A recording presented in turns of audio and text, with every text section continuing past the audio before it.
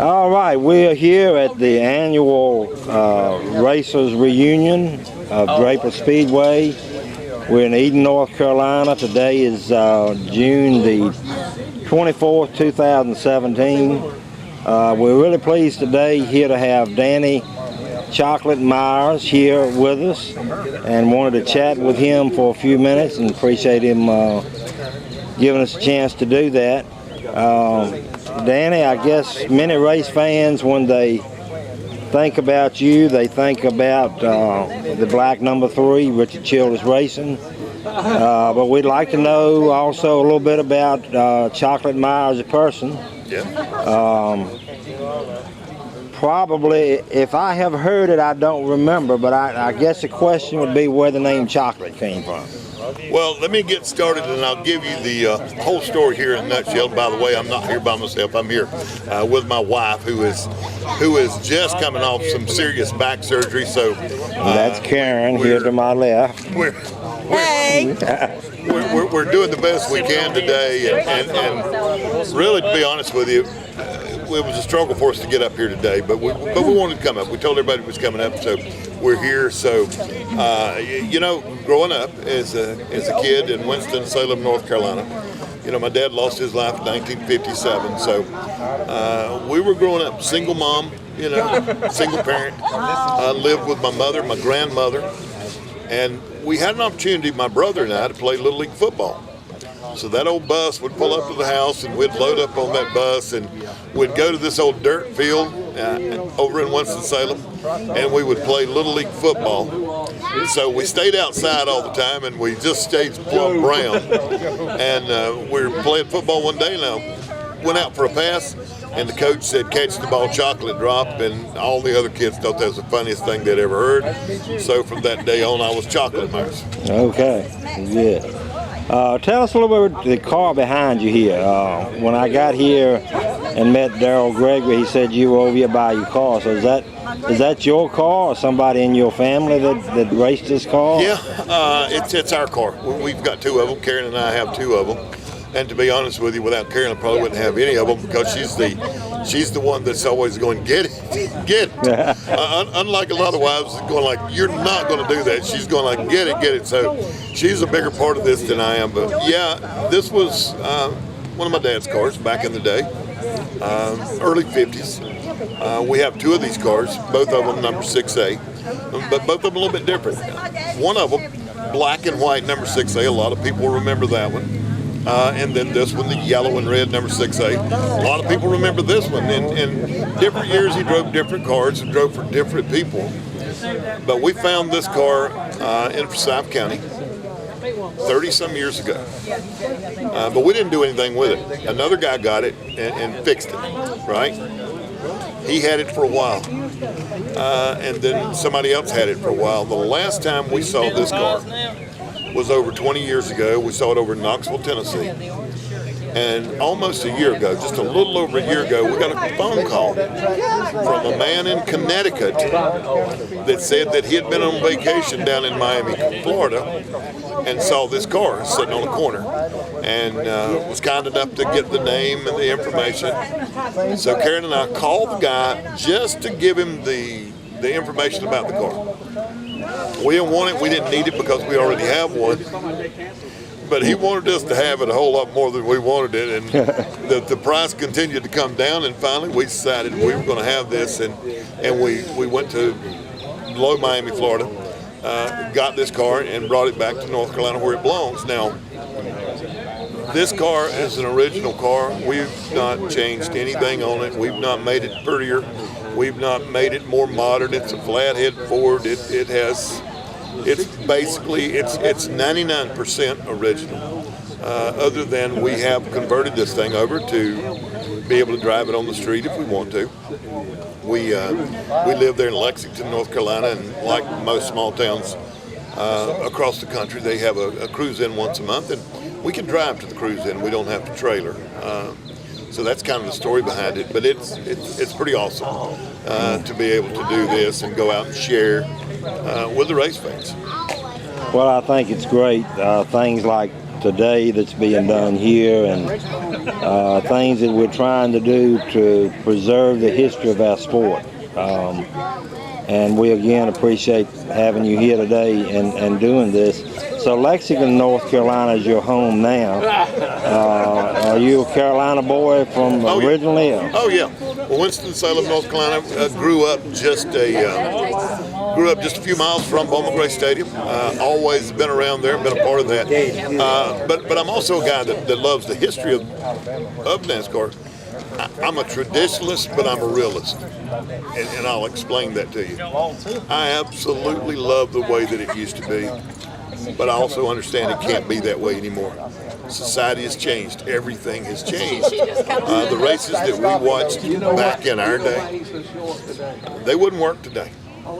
If we went to a racetrack today and sat down and watched one guy have a 5-lap lead on the field, I don't think that's what we're looking for. So things have changed, and I love it. I watch every day, every race. I continue to do this because I love it.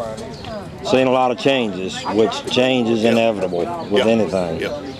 Going back, of course, many fans associate you with that black number 3, and I know for me, from the standpoint of a fan, when I think the Black 3 and I think Dale Earnhardt and Richard Childress, probably the next name that comes to mind is you. There have been different crew chiefs over the years, but you are always very, very popular among the fans.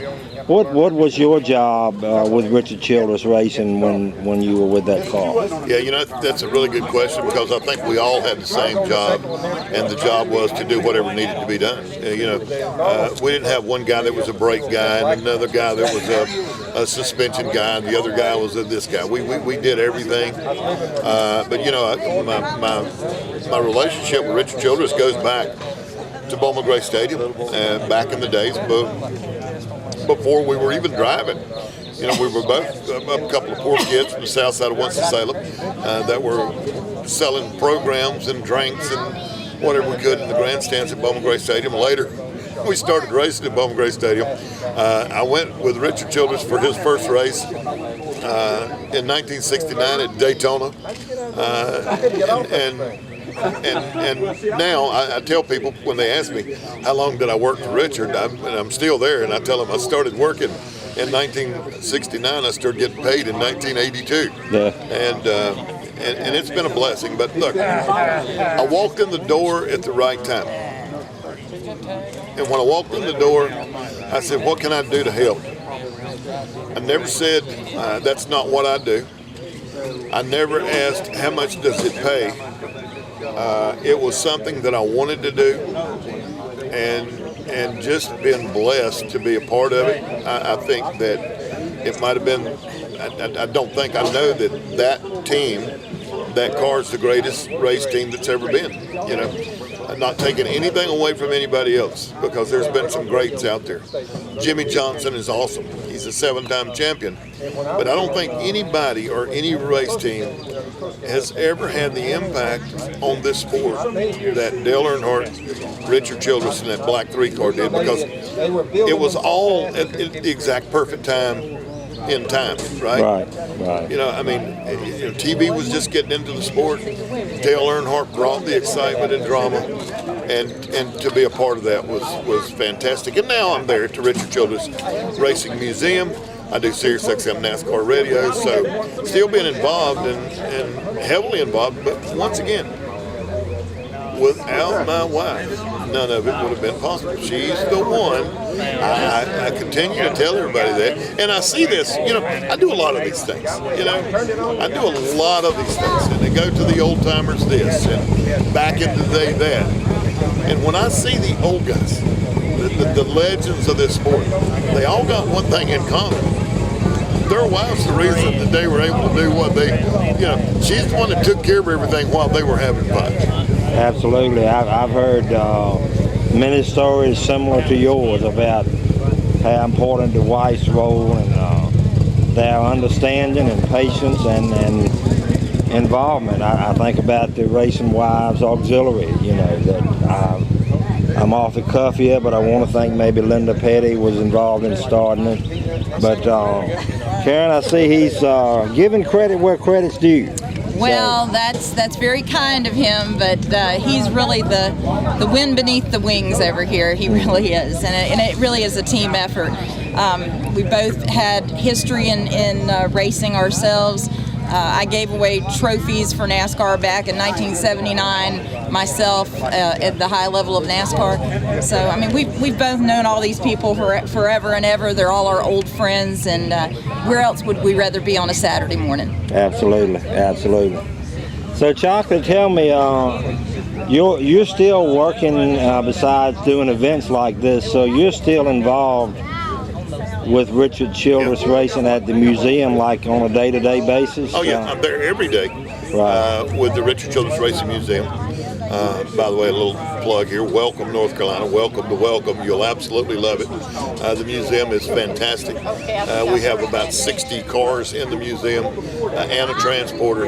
And now, almost 50 years of Richard Childress in NASCAR history. So I invite anybody to come by. I do Sirius XM NASCAR radio. I do that from a studio that's in the museum as well. So you come by and look in the London Way. We're doing radio on Sirius and there at the Richard Childress Racing Museum. I'm glad to hear about the radio because I wasn't even aware of that. So I'll have to look that up. So you have like a regular show of your own? Yeah, our show is Monday through Friday, 11 till 3 every day. Channel 90 on Sirius Satellite Radio. It's fantastic. You know, give you an example. We go when we want to go, and we go a lot. But we keep up with everything that's going on. Watched the truck race last night. Watched Nemechek put on 4 tires late in the race and go by the winner. So that's what we talk about next week. So I do keep up. So going back to those days, of course, something that usually comes up is the tragedy of what happened to Dale Earnhardt. But you were still active on the crew at that time, I believe, right? What was it like for the team making that adjustment? I mean, with him being, I mean, some people would say, you know, how did you go on? But I can imagine that was a tough time for you guys. It's a good question, and yeah,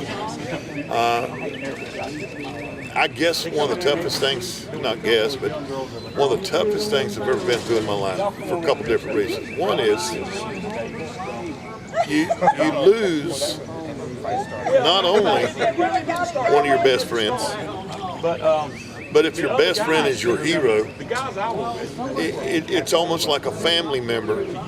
And then there's the other part of it. It's also the guy that you're making a living with.